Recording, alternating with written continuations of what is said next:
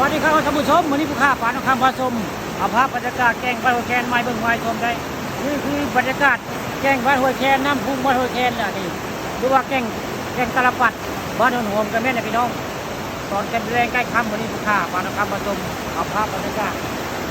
แกงบ้านหัวแคนพระราชหินบ้านหัวแคนมีความสวยงามเลยใครอยากมาเที่ยวมาชมก็มาเด้อพี่น้องนี่คือแกงบ้านหัวแคนหอมคักในบรรยากาศมีพระราชหินนี่จะขอแกง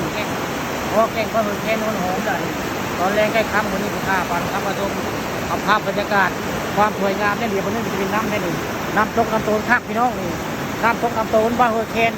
บ้านนวลหอมได้ถ้าไปพักนี้คือว่าบ้านนวลหอมพักนี้พักนี้นวลหอมในพักนี้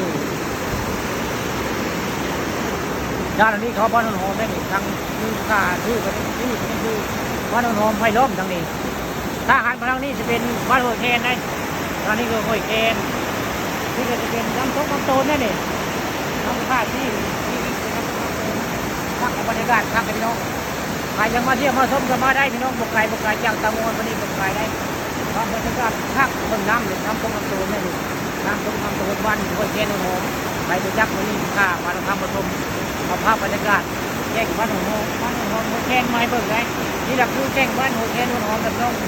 ใครไปจักกับข้ามาทำผสมมาให้ดูมีค่าสวยงามได้น้ำตกคักพี่น้องน้ำที่ท่านห้างเรามาเที่ยวคักได้มาเที่ยวมาดินทำได้แต่ว่าตรงนี้เจ้าห้ามลงได้มันเป็นน้ำวนบางนี่ตรงนี้น้ำวนเพิ่มให้คอยดูมันหมดเลยบริเวณนี้เป็นน้ำวนเนี่ยเจ้าหอยทุกคนพักบรรยากาศ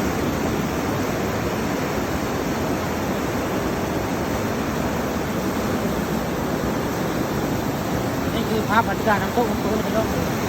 น้ำโตนน้ำวนหมด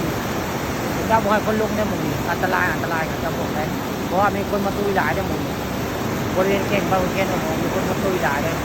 ตอนแรกไก่ค่ำข้าด้วยภาพบรรยากาศแก่งบางแก่นหอมมาให้หนุ่มมาชมได้ไปเมื่อเห็นก็นี่แหละพี่น้องนี่แหละคือแก่งบางแก่นหอมแล้วนี่ที่ข้าปลาต้องรับมาชมเอาภาพบรรยากาศสวยงามแก่งวันหอมมาให้หนุ่มมาชมภาพบรรยากาศน้ำตกน้ำโตนพระราชหินบ้านหอมไผ่ล้อมนี่คือว่าบ้านหัวแคนกันนี่ละนี่คือภาพบรรยากาศน้ำโตนพักในร่มนี่พักเดียวน้ำโตนพักแห้งได้บรรยากาศนี่แหละเขาแจ้งน้องเป็นพระราชหินเขาแจ้งมาเลยนี่ตั้งใจว่ามาเที่ยวนี่แหละครับพระเจ้ามาหน่อยพระเจ้าจะมาตึกเฮได้คือมาชื่อฟานเขาลงมาดีพระเจ้าได้ฟาข้างไปชื่อเมื่อเนี่ยพระเจ้าก็ยังม้อยแล้วก็แง่